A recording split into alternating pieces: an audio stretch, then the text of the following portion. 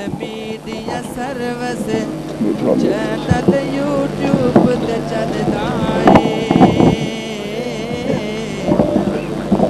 نحمده ونصلی علی رسولہ الکریم بسم اللہ الرحمن الرحیم والذی ارسل رسولہ بالہدی ودین الحق لیظہرہ علی الدین کلہ۔ حضرات گرامی قدر، آپ حضرات کے سامنے میں سیرت پیغمبر انقلاب کے حوالے سے اپنی چند گزارشات کو پیش کرنے کے لیے حاضر ہوا ہوں۔ حضرت محمد رسول اللہ صلی اللہ علیہ وسلم وہ کائنات کی وہ ہستی ہیں کہ نہ تو ان سے پہلے کوئی ان جیسا آیا، نہ ان کے جانے کے بعد کوئی ان جیسا آئے گا۔ کسی کہنے والے نے میرے نبی کے بارے میں کہا تھا ماذات الدہور وما اتین بمثلہ وَلَقَدْ آتَا فَعَجَزْنَا عَن نُذَرَائِهِ کہ مدتیں بیت گئیں مگر کالی کملی والے جیسا کوئی نہیں آیا۔ اور جب کملی والے آقا آ گئے، اس بات کا اعلان کر دیا گیا کہ اب کملی والے جیسا کائنات میں کوئی دوسرا آ سکتا ہی نہیں ہے۔ اور آئیے ذرا اس امر پہ غور کیجئے، امام کونین علیہ الصلوۃ والسلام، ان کو صحیح معنوں میں کائنات کا امام کس نے مانا ہے؟ ان کو صحیح معنوں میں کائنات کا مقتدا، کائنات کا ہادی، کائنات کا رہنما، کائنات کا پیشوا کس نے مانا ہے؟ آئیے سارے کے سارے آقا علیہ الصلوۃ والسلام سے محبت کا دعویٰ کرتے ہیں۔ کون سا مسلمان ایسا ہے جو نبی علیہ الصلوۃ والسلام سے محبت کا دعویٰ نہ کرتا ہو؟ لیکن یہ اعزاز صرف اور صرف اہل حدیث کو حاصل ہے کہ اہل حدیث نبی کو اس طرح مانتے ہیں، رسول کو اس طرح مانتے ہیں، پیغمبر کو اس طرح مانتے ہیں کہ اہل حدیث کیا کہتے ہیں، اور ساری کائنات ایک طرف ہو، تنہا مدینے والا دوسری طرف ہو۔ ساری کائنات کی بات کو ٹھکرا دیا جائے گا مگر مدینے والے کی بات کے اوپر آج کو نہیں آنے دیا جائے گا۔ آئیے بتلائیے کائنات میں اور کون سا گروہ ایسا ہے؟ ہمارے بریلوی دوست وہ آقا سے محبت کا اظہار کرتے ہیں، کیا کہتے ہیں؟ آقا زندہ بھی ہے، آقا موجود بھی ہے، آقا حاضر بھی ہے، آقا ناظر بھی ہے، لیکن آقا کو زندہ ماننے کے باوجود، موجود ماننے کے باوجود، حاضر ماننے کے باوجود، ناظر ماننے کے باوجود، جب بات ماننے کی باری آتی ہے کہتے فقہ حنفی کو نافذ کر دیا جائے، فتاوی عالمگیری کو نافذ کر دیا جائے۔ لیکن اہل حدیث کی محبت کا عالم کیا ہے؟ اہل حدیث کہتے ہیں آقا حاضر بھی نہیں، آقا ناظر بھی نہیں، آقا ہمارے درمیان زندہ اور موجود بھی نہیں۔ ہمارا عقیدہ یہ ہے آقا کے انتقال کو 1400 برس سے زیادہ کا عرصہ بیت گیا ہے، لیکن سینکڑوں برس گزرنے کے باوجود آقا کے ہوتے ہوئے کسی دوسرے کا چہرہ بھی دیکھنا گوارا نہیں کرتا۔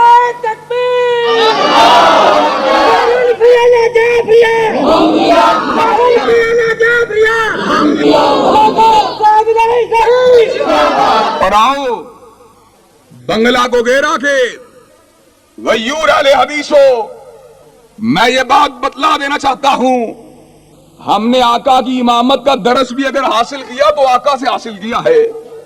وہ کیسے حاصل کیا؟ ایمانداری کی بات یہ ہے، آقا ہم کو یہ بات کہہ جاتے تم نے ابو حنیفہ کی بات کو ماننا ہے، ہم ابو حنیفہ کی بات کو مانتے۔ آقا کہہ جاتے تم نے مالک کی بات کو ماننا ہے، ہم مالک کی بات کو مانتے۔ آقا کہہ جاتے تم نے شافعی کی بات کو ماننا ہے، ہم شافعی کی بات کو مانتے۔ آقا کہہ جاتے تم نے علماء دیوبند کے فتاوی جات کو ماننا ہے، ہم علماء دیوبند کے فتاوی جات کو مانتے۔ لیکن ہمارے آقا نے کیا کہا؟ کہا میں وادی بطحا میں لیٹا ہوا تھا، دو فرشتے میرے پاس آئے، ایک دوسرے کو مخاطب ہو کر یہ بات کہنے لگا ہوا کیا یہ وہی ہے؟ دوسرا کہنے لگا نام ہوا ہاں یہ وہی ہے۔ کہا اس کو تولو تو صحیح، اس کا وزن تو کرو، اس کے وزن کی بڑی باتیں سنی ہیں۔ آقا کہتے ہیں ایک پلڑے میں مجھ کو ڈالا گیا، دوسرے پلڑے میں ایک آدمی کو ڈالا گیا۔ میرا پلڑا اتنا بھاری زمین کے ساتھ باتیں کر رہا، دوسرا پلڑا اتنا ہلکا کہ آسمان کے ساتھ باتیں کر رہا۔ آقا کہتے ہیں انہوں نے کہا اس کو 10 کے ساتھ تولو، مجھ کو 10 کے ساتھ تولا، میں پھر بھی بھاری۔ 100 کے ساتھ تولا، میں پھر بھی بھاری۔ 1000 کے ساتھ تولا، میں پھر بھی بھاری۔ 10,000 کے ساتھ تولا، میں پھر بھی بھاری۔ 1,00,000 کے ساتھ تولا، میں پھر بھی بھاری۔ 10 لاکھ کے ساتھ تولا، میں پھر بھی بھاری۔ فرشتہ کہنے لگا وہ اس کو اس طرح نہیں تولا جا سکتا، ساری کائنات کو ایک پلڑے میں ڈالا جائے، تنہا آمینہ کے لال کو دوسرے پلڑے میں ڈالا جائے۔ کہا عالم یہ تھا ساری کائنات ایک پلڑے میں موجود تھی اور تنہا میں دوسرے پلڑے میں موجود تھا، لیکن میرا پلڑا ابھی بھی زمین کے ساتھ باتیں کر رہا، دوسرا پلڑا ابھی بھی آسمان کے ساتھ باتیں کر رہا۔ اور تم کو بات سمجھ میں نہیں آئی، لیکن اہل حدیث کی سمجھ میں بات آ گئی۔ بات کیا تھی؟ دوسرے پلڑے میں علماء بھی موجود تھے، خطباء بھی موجود تھے، ائمہ اربعہ بھی موجود تھے، ائمہ اثنا عشریہ بھی موجود تھے، خلفائے اربعہ بھی موجود تھے، عشرہ مبشرہ بھی موجود تھے، بدر کے غازی بھی موجود تھے، احد کے شہید بھی موجود تھے، مکہ کو فتح کرنے والے بھی موجود تھے۔ ساری کائنات ایک طرف تھی لیکن تنہا مدینے والا دوسری طرف تھا۔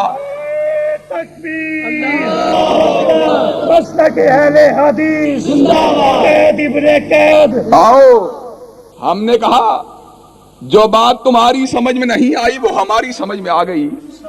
ہم نے کہا ساری کائنات کی بات کو ٹھکرا دیں گے مگر کملی والے کی بات کے اوپر آج کو نہیں آنے دیں گے۔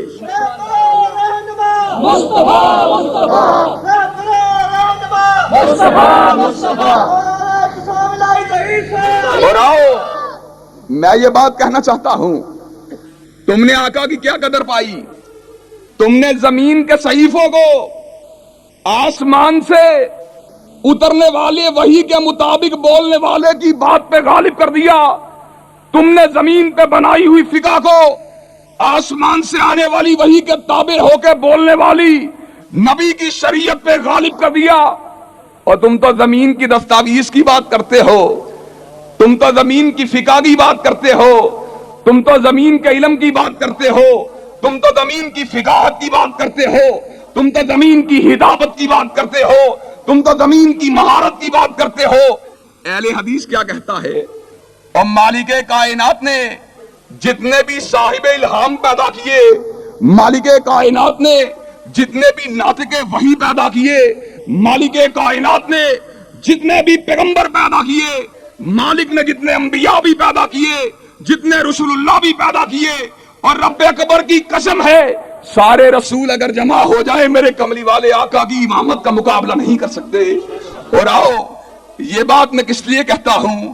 یہ بات میں اس لیے کہتا ہوں، میرے آقا نے خود یہ بات بتلائی، کہا اس رات کی بات ہے جس رات کا ذکر مالک نے یوں کیا، سبحان الذی اسری بعبدہ لیلا من المسجد الحرام الی المسجد الاقصی۔ اس رات کی بات ہے جس دن بیت اللہ سے اٹھایا گیا، بیت المقدس کی عمارت میں پہنچایا گیا۔ آقا کیا کہتے ہیں؟ کہا بڑے خوبصورت چہرے میں نے دیکھے، لیکن اتنے حسین چہرے میں نے کبھی نہ دیکھے جتنے بیت المقدس کی عمارت میں دیکھے تھے۔ ہزاروں کی تعداد میں وہ حسین چہروں والے موجود تھے، پیشانیوں پہ محرابوں کے نشان تھے، چہرہ نور سے منور تھا۔ میں نے کہا جبریل یہ اتنے حسین چہروں والے کہاں سے آئے ہیں؟ کہا آقا آدم سے لے کر عیسیٰ تک سارے رسول سارے انبیاء آئے ہیں۔ کہا جبریل یہ تو دنیا سے چلے گئے۔ کہا عرش کے رب نے ان کو دوبارہ بھیجا ہے۔ کہا جبریل ان کو دوبارہ بھیجا گیا. ان کو کس لیے بھیجا گیا؟ کہا حبیب ان کو اس لیے بھیجا گیا مالک چاہتے ہیں بیت المقدس میں جمع ہو کر یہ نماز کو ادا کریں. کہا یہ نماز کو کیوں ادا نہیں کرتے؟ کہا حبیب ان کو اپنے امام کا انتظار ہے. کہا جبریل ان کا امام کون ہے؟ جبریل امین نے اپنے دست اقدس کو میرے آقا کے کاندھا اقدس کے اوپر رکھا، ان کو مصلی امامت میں کھڑا کر دیا. کارس کے رب نے آپ کو 1,24,000 انبیاء کا امام بنا دیا ہے. شان مصطفیٰ شان مصطفیٰ حضرت حق اہل حدیث علماء حق اہل حدیث محمد انتشام علیہ السلام. آؤ اور تم کس کی بات کرتے ہو؟ کس کے مقابلے میں کرتے ہو؟ اور ہم بشیر کی بات کریں تم مقتدی کی بات کرو، ہم نذیر کی بات کریں تم فقی کی بات کرو، ہم مدثر کی بات کریں تم امام کی بات کرو، ہم مزمل کی بات کریں تم مفتی کی بات کرو، ہم ساقی حوض کوثر کی بات کریں تم مسجد کے واعظ کی بات کرو، ہم شاہ روض محشر کی بات کریں تم عدالت کے قاضی کی بات کرو. اور سن لو، ساری کائنات کے علماء ایک طرف ہو، ساری کائنات کے قاضی ایک طرف ہو، ساری کائنات کے مفتیان ایک طرف ہو، تنہا مدینے والا دوسری طرف ہو. ساری کائنات کی بات کو دیوار پہ دے ماریں گے مگر آمینہ کے لال کی بات کے اوپر آنچ کو نہیں آنے دیں گے. مسلک حق اہل حدیث اس لیے انتشام علیہ ظہیر. آؤ یہ بات کس لیے کہتے ہیں؟ یہ اس لیے کہتے ہیں کہ جو بھی آیا ہے غلطی کھانے کے لیے آیا ہے، جو بھی آیا ہے ٹھوکر کھانے کے لیے آیا ہے. اور میں یہ بات کہتا ہوں عالم جب بھی بات کرتا ہے اس میں غلطی کا امکان ہوتا ہے. 70 باتیں صحیح کہتا ہے، 30 غلط کہہ سکتا ہے، 80 باتیں صحیح کہتا ہے، 20 غلط کہہ سکتا ہے، 90 باتیں صحیح کہتا ہے، 10 غلط کہہ سکتا ہے، 100 باتیں صحیح کہتا ہے.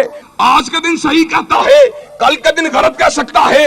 لیکن میرے آقا کا کیا کہنا کہ وما ینطق عن الہوی ان هو الا وحی یوحی، کہ ہر شخص غلطی کھاتا ہے لیکن میرے امام نے غلطی کو کھانا سیکھا ہی نہیں. اور تم کن کی بات کرتے ہو؟ کس کے مقابلے پہ کرتے ہو؟ اور ہم اس کی بات کرتے ہیں.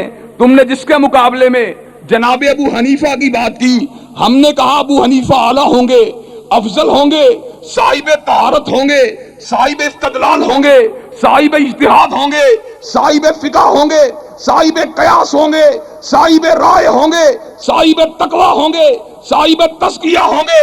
لیکن ایمانداری سے کہو ابو حنیفہ کتنے بھی اعلیٰ ہو میرے ابو بکر کا مقابلہ تو نہیں کر سکتے. وہ ابو بکر جس کے بارے میں مالک خود کہتے ہیں ثانی اثنین اذ ہما فی الغار اذ یقول لصاحبہ. اور سنو، کسی کی صحابیت مورخین نے لکھی، کسی کی صحابیت سیرت نگاروں نے لکھی، لیکن ابو بکر تیری صحابیت کا کیا کہنا کہ آسمان کا رب تجھ کو صحابی کے طور پہ ذکر کرتا ہے. اس ابو بکر کی عظمت کا کیا کہنا. وہ ابو بکر کہ جس کے بارے میں ایک رات صدیقہ نے یہ بات کہی تھی، آقا مجھ کو یہ بات بتلائیے کیا کائنات میں کوئی ایسا انسان موجود ہے جس کی نیکیاں اتنی ہوں جتنے آسمان کے ستارے ہیں. کہا ہاں صدیقہ ایک آدمی ایسا موجود ہے. کہا آقا وہ کون سا آدمی ہے؟ کہا وہ خطاب کا بیٹا عمر ہے، اتنی نیکیوں والا ہے، اتنی نیکیوں والا ہے کہ آسمان کے ستارے اس کی نیکیوں کا مقابلہ نہیں کر سکتے. صدیقہ کے ذہن میں خیال آیا میرا بابا تو وہ ہے جس نے اپنی جان کو، اپنے مال کو، اپنے کنبے کو، اپنے قبیلے کو، اپنے وسائل کو میرے آقا کے اوپر قربان کر دیا.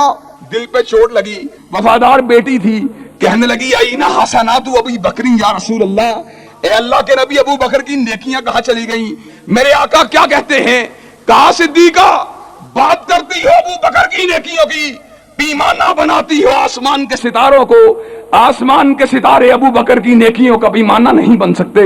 عمر کی ساری زندگی کی نیکیاں اگر جمع ہو جائیں ابو بکر کی اس رات کی نیکیوں کا مقابلہ نہیں کر سکتی جو اس نے میرے ساتھ غارِ ثور میں گزاری تھی. نعرہ تکبیر، نعرہ صدیق اکبر، آؤ عمر فاروق، مسلک حق اہل حدیث. آؤ مجھ کو یہ بات بتلاؤ ابو حنیفہ کتنے بھی اعلیٰ کیوں نہ ہو ابو بکر کی عظمت کا مقابلہ تو نہیں کر سکتے.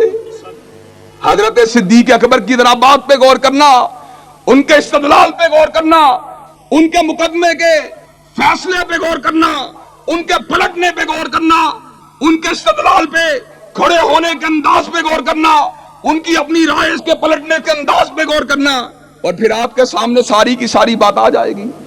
حضرت صدیق اکبر رضی اللہ تعالیٰ عنہ, ان کے سامنے ایک مقدمے کو لایا گیا, چور چوری کا ارتکاب کر کے آیا, دایاں ہاتھ کٹا ہوا, بایاں قدم بھی کٹا ہوا, اب بائیں ہاتھ کے کٹنے کی باری ہے.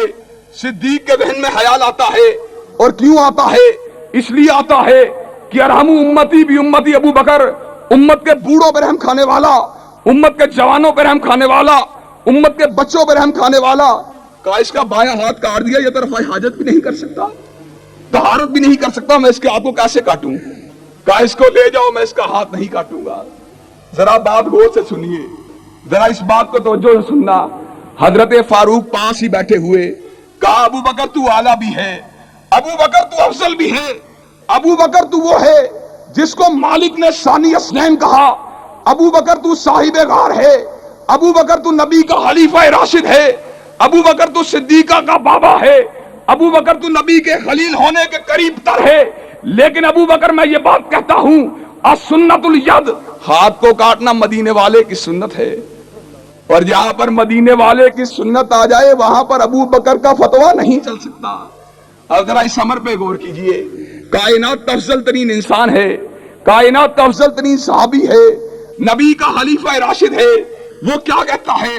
اپنے سر کو جھکاتا ہے, اٹھاتا ہے, کہا عمر تو نے سچ کہا ہے, جہاں پر کملی والے کی حدیث آ جائے, جہاں پر کملی والے کی سنت آ جائے وہاں پر ابو بکر کا فتویٰ نہیں چل سکتا. اور جاؤ یہ رفع حاجت کر سکے نہ کر سکے, طہارت کر سکے نہ کر سکے, مجھ کو اس کے ہاتھ کی کوئی پرواہ نہیں, مدینے والے کی لاگو کردہ حد کو اس کے اوپر لاگو کر دیا جائے. اور مجھ کو یہ بات بتلاؤ, جس نبی کے ہوتے ہوئے ابو بکر کا اجتہاد نہیں چل سکتا, اس نبی کے ہوتے ہوئے ابو حنیفہ علیہ الرحمہ کا اجتہاد کیسے چل سکتا ہے؟ اس نبی کے ہوتے ہوئے علماء دیوبند کے فتاوی جات کیسے چل سکتے ہیں؟ اس نبی کے ہوتے ہوئے احمد رضا کا فتویٰ کیسے چل سکتا ہے؟ اور بات دوسروں کی نہیں کرتے, بات اپنی بھی کیے دیتے ہیں. واؤ, ہمارے بھی اکابرین ہیں, ہمارے بھی علماء ہیں, ہمارے بھی اسلاف ہیں, کوئی فقہ کی عظمت میں مرنے والا, کوئی استدلال کی رفت میں کٹنے والا, لیکن اہل حدیث کے علماء وہ جنہوں نے نہ کیل کی جنگ لڑی, نہ کال کی جنگ لڑی, نہ فلسفے کی جنگ لڑی, نہ منطق کی جنگ لڑی, نہ قیاس کی جنگ لڑی, نہ رائے کی جنگ لڑی, نہ اجتہاد کی جنگ لڑی. اہل حدیث کے علماء وہ جنہوں نے جنگ اگر لڑی رب اکبر کے قرآن کی جنگ لڑی, آقا علیہ الصلوۃ والسلام کے فرمان کی جنگ لڑی ہے. ہمارے علماء وہ ہیں, لیکن ہم کیا کہتے ہیں؟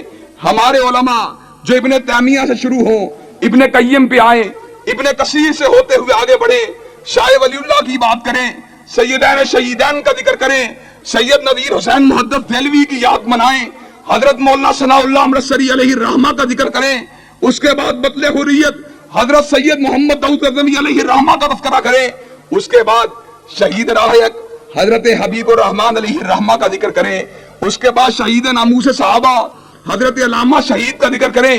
اور ہم کیا کہتے ہیں؟ اور ہمارے اپنے علماء بھی ایک طرف ہوں, چاہے علامہ شہید ہوں, چاہے حبیب الرحمن ہوں, چاہے سیدین شہیدین ہوں, چاہے سید نذیر ہوں, چاہے مولانا ثناء اللہ ہوں, چاہے حافظ ابن تیمیہ ہوں, چاہے حافظ ابن کثیر ہوں, چاہے حافظ ابن قیم ہوں, اور سارے علماء اہل حدیث ایک طرف ہوں اور فاطمہ کا بابا دوسری طرف ہو. ساری کائنات کے علماء کو ٹھکرا دیا جائے گا, مگر فاطمہ کے بابا کی بات کے اوپر آج کو نہیں آنے دیا جائے گا.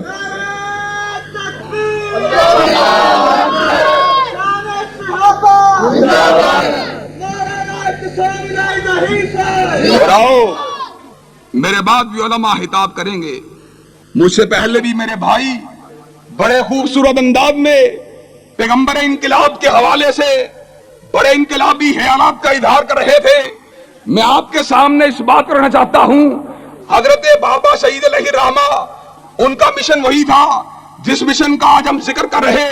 انہوں نے اپنی ذات کی جنگ نہیں لڑی بلکہ رب کے قرآن کی جنگ لڑی، آقا کے فرمان کی جنگ لڑی، اور حضرت بابا شہید سے پہلے حضرت سید داؤد غزنوی اسی مشن کو آگے بڑھاتے رہے، اور ان سے پہلے حضرت امرتسری اسی مشن کے جھنڈوں کو اٹھاتے رہے، اور ان سے پہلے سیدین شہیدین بالا کوٹ کی وادی کو اپنے لہو سے رنگین فرماتے رہے، اور ان کے بعد سید نذیر حسین مؤدب دہلوی اپنے سینے پر حدیث کی عظمت کے لیے پتھر کھاتے رہے، اور اسی مشن کے لیے حضرت عبداللہ غزنوی علیہ الرحمہ کابل کو حیرباد کہتے رہے، اور اسی مشن کے لیے مولانا احمد اللہ اور مولانا جعفر تھانیسری کالے پانی کی صداؤں کو کاٹتے رہے، اور اسی مشن کے لیے ہمارے علماء اہل حدیث نے بنگال میں 1 لاکھ کی تعداد میں پھانسی کے پھندوں کو چوم لیا۔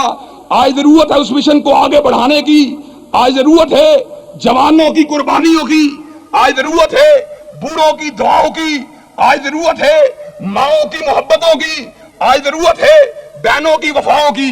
اس مشن کے لیے، اس مشن کے لیے جس کا ذکر حضرت شہید نے ان الفاظ میں کیا تھا، اہل حدیثوں اٹھو زمانہ تمہارے قدموں کی چاپ کا منتظر ہے، اس نے تمہارے قدموں کی آہٹ پہ اپنے کانوں کو لگایا ہوا، زمانے والوں کو بتلا دو کتاب و سنت کے فدائی آ گئے ہیں، کتاب و سنت کے فدائی آ گئے ہیں۔ تکبیر، تیرا قافلہ رکا نہیں تھما نہیں، تیرا قافلہ رکا نہیں تھما نہیں، جب تک سورج چاند رہے گا علامہ تیرا نام رہے گا۔ نعرہ تکبیر، آپس سے قدم بلاؤ، ہم تمہارے ساتھ ہیں، آپس سے قدم بلاؤ۔ اور آؤ میں یہاں پر اپنے بھائیوں کی موجودگی میں یہ بات کہنا چاہتا ہوں، اہل حدیث ان کے لہو کے اندر بغاوت کا اثر موجود ہے، اہل حدیث یہ جہاد کی پیداوار ہیں، اہل حدیث نبی کے کسی غدار سے وفاداری کا ارتکاب نہیں کر سکتے، اہل حدیث کے نزدیک نبی کے غدار سے وفاداری کرنا آقا علیہ الصلوۃ والسلام سے غداری کرنے کے مترادف ہے۔ اہل حدیث ہمہ وقت جنگ کو لڑنے کے لیے تیار، کس جنگ کو لڑنے کے لیے؟ حدیث کی رفت کی جنگ، سنت کی سربلندی کی جنگ، قرآن کی عظمت کی جنگ، بدعت کو گرانے کی جنگ، تقلید شخصی کو مٹانے کی جنگ۔ آئیے اہل حدیث نوجوانوں، اہل حدیث بزرگوں، اس بات کا وعدہ کرو جب تک ہم زندہ ہیں حدیث کی رفت کی جنگ لڑیں گے، اور بتلاؤ حدیث کی رفت کی جنگ لڑو گے، سنت کی سربلندی کی جنگ لڑو گے، بدعت کو گرانے کی جنگ لڑو گے، تقلید شخصی کو مٹانے کی جنگ لڑو گے، اور اللہ رب العزت کے فضل و رحمت سے کائنات کی کوئی طاقت تمہارا مقابلہ کرنے کی جرت نہیں کر سکتی۔ واخر دعوانا الحمدللہ رب العالمین۔